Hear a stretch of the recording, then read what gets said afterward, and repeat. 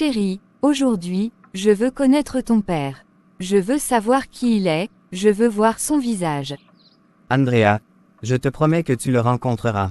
Mais pas maintenant, ce n'est pas le bon moment. Pourquoi pas maintenant? Cela fait des mois que tu dis ça. Je veux savoir qui il est, comprendre pourquoi il est si distant. Ce n'est pas si simple. Mon père et moi avons une relation compliquée. Je veux te protéger de ça. Paulin, je suis ta femme. Nous devrions partager ces choses, même les plus difficiles. Laisse-moi l'aider, laisse-moi comprendre. D'accord, Andrea, je te promets que nous irons le voir bientôt. Je veux juste être sûr que ce soit le bon moment pour nous deux. Cette affaire commence à me mettre mal à l'aise, chérie. T'inquiète pas, tout va s'arranger. Va me trouver quelque chose à manger. 2 semaines plus tard, un soir. Paulin rentre du service. Andrea l'attend impatiemment dans leur chambre. Bonsoir, Andrea. Désolé pour le retard, la journée a été longue. Bonsoir, Paulin. Je t'attendais. J'ai quelque chose d'important à te dire.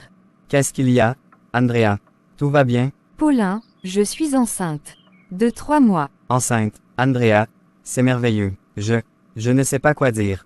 Je suis tellement heureuse, Paulin. Mais il y a encore quelque chose. Je veux vraiment connaître ton père avant que notre enfant ne naisse. Je veux que notre famille soit complète. Andrea, je comprends. Je te promets qu'on ira le voir. Je veux juste m'assurer que c'est le bon moment.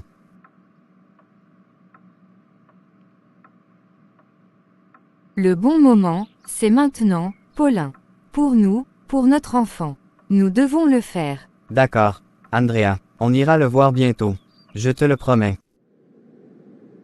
9 mois plus tard, après la naissance de leur fille, une belle soirée à la maison. Paulin et Andrea sont heureux et détendus. Soudain, un policier frappe à la porte.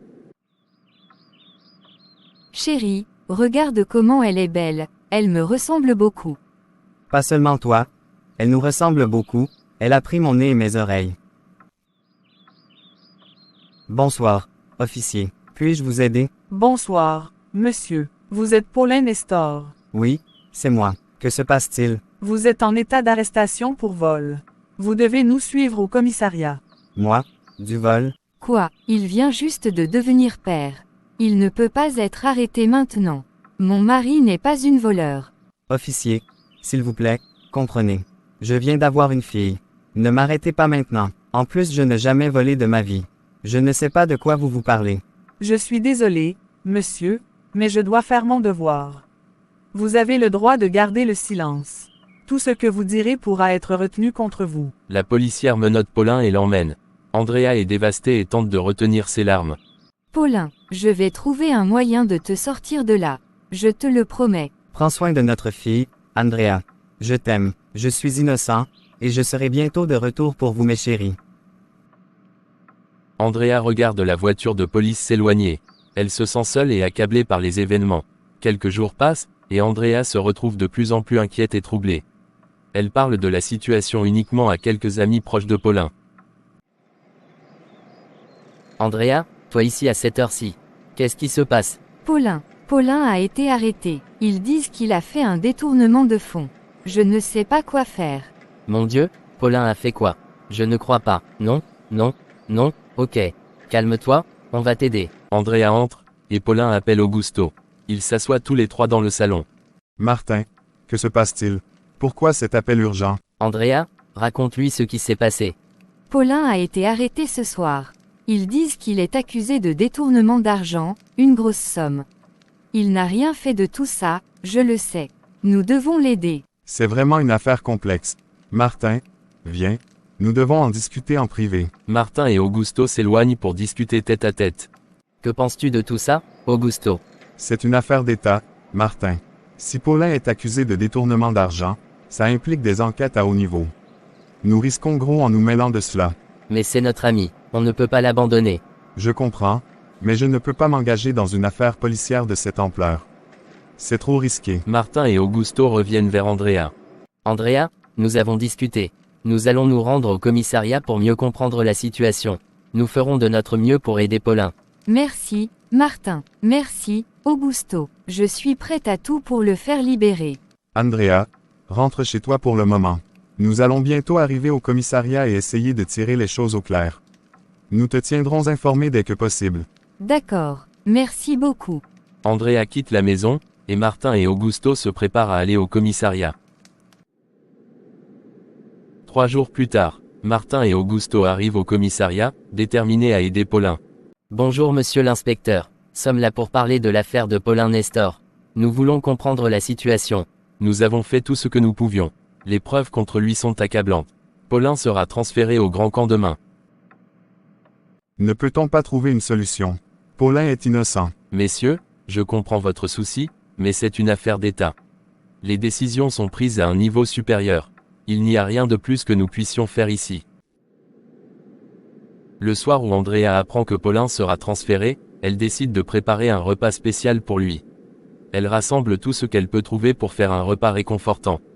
Puis, avec leur enfant, elle se rend à la prison. Garde de la prison les laisse entrer et les conduit à une salle de visite. Paulin entre, menotté, et Andrea se précipite vers lui, le serrant dans ses bras.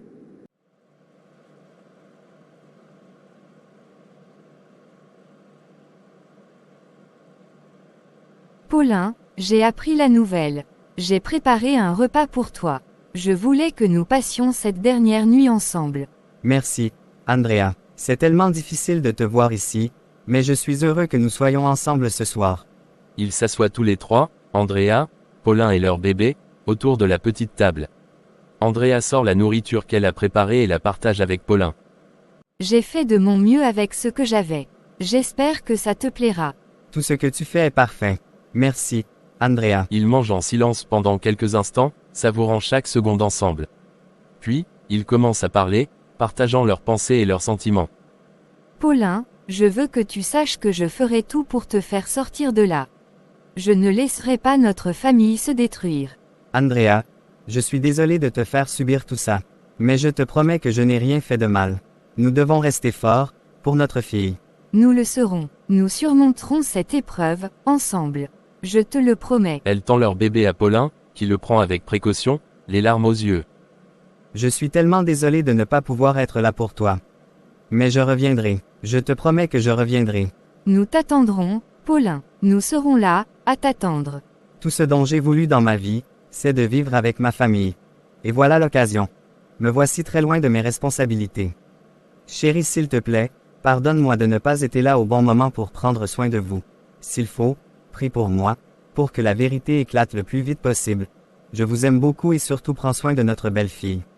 Ne pleure pas mon amour, Dieu va bientôt exaucer à notre prière, et tu seras bientôt à la maison avec ta famille. Calme-toi, ça va aller. Je ne connais pas l'identité de la personne qui m'a piégé de cette façon. Et je ne reconnais pas ce que j'ai fait de mal pour que la personne me punisse de telle manière. Mais, la personne qui m'a piégé vers ici, n'aura jamais la paix, une vie paisible. Il racontera beaucoup de difficultés et beaucoup de problèmes dans sa vie. Au plus ou au point. Il m'a fait subir. Ils passent la nuit à parler, à partager leurs souvenirs et à exprimer leurs sentiments les plus profonds. Ils pleurent ensemble, mais trouvent aussi du réconfort dans leur amour et leur foi. Un mois plus tard, après le transfert de Paulin, Andrea est seule avec leur bébé. Les temps sont durs, et elle commence à sentir le poids de la situation. Comment en sommes-nous arrivés là? Paulin, je ne peux plus supporter cette vie. Je n'ai plus d'argent, je ne peux même pas nourrir notre enfant correctement. Elle regarde autour d'elle, la maison semble vide et silencieuse. Les amis qui l'avaient soutenue au début ont peu à peu disparu, la laissant seule avec ses problèmes. Où sont passés tous ceux qui disaient qu'ils nous aideraient? Pourquoi suis-je seule maintenant? Dieu, aide-moi, je ne sais plus quoi faire. Andrea se met à genoux, tenant son bébé, et commence à prier avec ferveur. Seigneur, donne-moi la force de continuer. Montre-moi une voie, une solution. Je ne peux pas laisser notre fille souffrir. Paulin, où que tu sois, je t'aime et je ferai tout pour te ramener. Elle continue de pleurer, mais au fond d'elle, une détermination commence à naître. Elle sait qu'elle doit se battre pour sa famille, coûte que coûte. 2 jours après, un soir, Andrea est à la maison. Quelqu'un frappe à la porte. Andrea se lève pour ouvrir. Bonsoir monsieur, que puis-je faire pour vous? Bonsoir, je suis le père de ton mari, ton beau-père. Oh, entrez, Je vous en prie. Asseyez-vous, je vais vous apporter de l'eau. Andrea fait entrer son beau-père et lui offre un verre d'eau. Il pose des sacs remplis de nourriture et de jouets. J'ai apporté du maïs, du riz et d'autres provisions pour toi et ta fille. J'ai aussi apporté des jouets pour la petite. Merci beaucoup, je suis tellement contente de vous rencontrer enfin. J'ai voulu vous voir depuis longtemps, mais Paulin disait que ce n'était jamais le bon moment. Ce n'est pas grave. Parfois, le timing n'est pas parfait. L'important, c'est que nous soyons ici maintenant. Oublions le passé et commençons une nouvelle vie. Merci, vraiment, cela signifie beaucoup pour moi. J'ai aussi appris que mon fils est dans la main des policiers. Oui, beau-père. Ils s'assoient et discutent longuement, partageant leurs histoires et se connaissant mieux. Après un moment, le beau-père se prépare à partir. Il est temps pour moi de partir. Merci pour ton accueil, Andrea. Merci à vous, votre visite nous a vraiment réconfortés. Beau-père fait une pause et regarde Andrea avec affection. Avant de partir, puis-je te demander une chose? Embrasse-moi, s'il te plaît. Andrea, touchée par la demande, embrasse son beau-père avec amour et gratitude. Pour elle, c'est un geste d'affection et de reconnaissance. Pour le beau-père, c'est un moment de connexion profonde. Merci, vraiment, prenez soin de vous. Toi aussi, Andrea. Prends soin de ma petite fille et de toi-même. Nous resterons en contact. Le beau-père s'en va, laissant Andrea avec un sentiment de soulagement et de réconfort, sachant qu'elle a désormais un allié précieux. Tous les week-ends, le père de Paulin vient rendre visite à Andrea et à sa petite fille, apportant toujours des provisions. 2 mois passent ainsi. Un week-end, il vient et aborde un sujet délicat. Andrea, depuis que Paulin est en prison, je suis content de pouvoir vous aider chaque semaine. Mais j'ai une question importante à te poser. Oui, dites-moi. Depuis que Paulin est parti, est-ce que tu as pensé à sortir avec un autre homme? Non, jamais, je ne pourrais pas trahir Paulin comme ça. Je l'aime toujours et je compte rester fidèle à notre mariage. Ah, d'accord, je comprends. Mais, tu sais, je suis là pour toi si tu as besoin de quelqu'un. Nous pourrions envisager une relation plus profonde, si cela te convient. Non, ce n'est pas possible. Je ne pourrai jamais sortir avec mon beau-père. Ce serait une trahison envers Paulin et tout ce que nous avons construit ensemble. Ce n'est pas grave, Andrea. Je veux juste te montrer que tu n'es pas seul.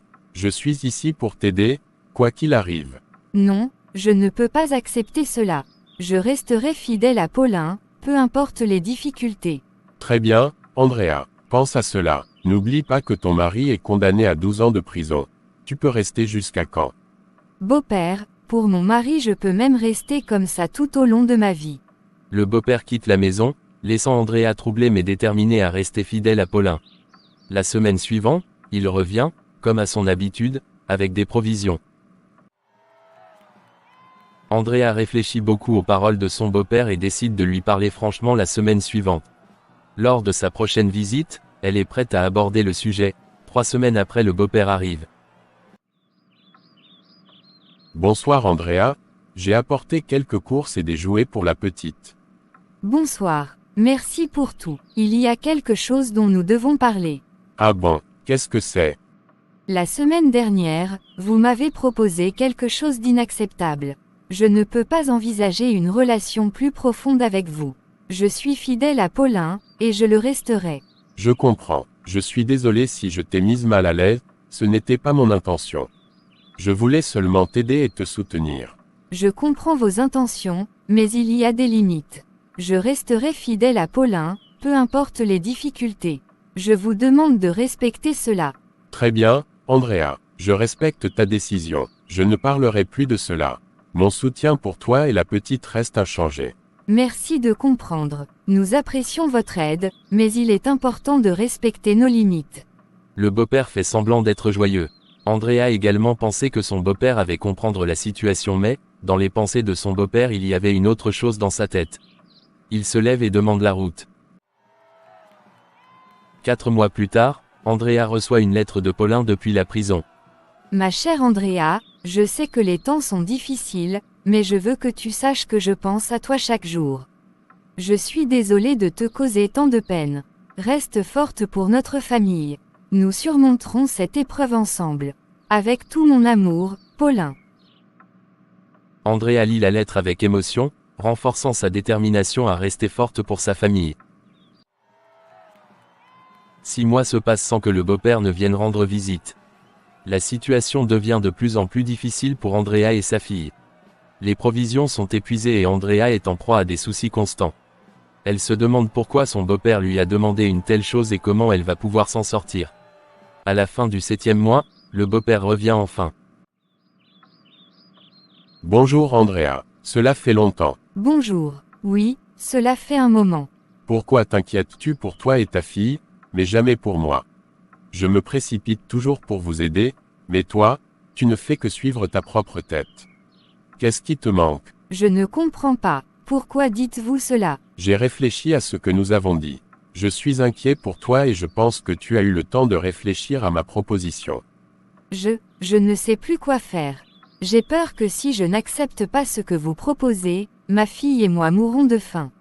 J'ai appelé tous nos amis, mais personne n'a répondu. Alors réfléchis bien. Je reviendrai le week-end prochain pour ta réponse finale. D'accord, je vais y réfléchir. Merci pour les provisions. Une semaine plus tard, le beau-père revient pour entendre la réponse d'Andrea.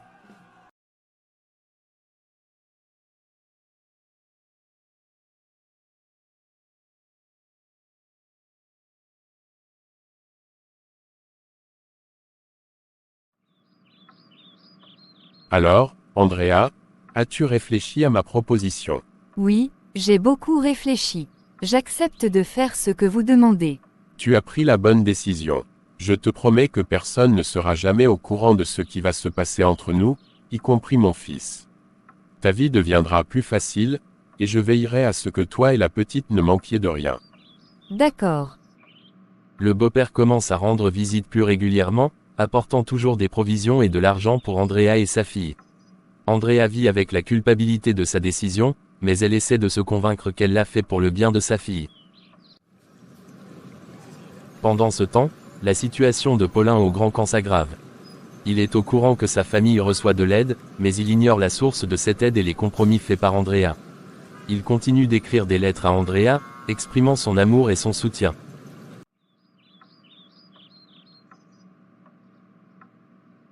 Depuis le jour où le beau-père a passé la nuit avec Andrea, cela devient une habitude. Les mois passent, et leur relation illicite continue. 1 an après, un soir où ils sont encore ensemble dans la chambre, Paulin est libéré de prison sans avertissement. Paulin décide de faire une surprise à sa famille. Il ne les appelle pas et arrive directement à la maison. Il ouvre la porte, s'attendant à une joyeuse réunion.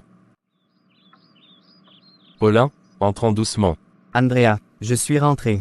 Il se dirige vers la chambre, entendant des bruits inhabituels. Lorsqu'il ouvre la porte, il est choqué de voir Andrea et son père ensemble. Paulin, étonné et furieux. Andrea, papa, vous. Andrea et le beau-père se redressent brusquement, pris au dépourvu. Andrea est pâle de terreur. Chérie, je ne savais pas que tu rentrais aujourd'hui. Mon fils, écoute-moi. Comment avez-vous pu, Andrea? Je t'aimais, je te faisais confiance. Papa, comment as-tu pu me faire ça? Andrea, en larmes, ne sait plus quoi dire. Paulin, furieux et blessé, quitte la maison sans un mot de plus. Paulin marche sans but, le cœur brisé par ce qu'il vient de découvrir. Il essaie de comprendre comment sa vie a pu basculer ainsi. Après quelques heures, il trouve refuge chez un ami proche, Martin. Beau-père, honteux, essaie de parler à Andrea. Andrea, je suis désolé.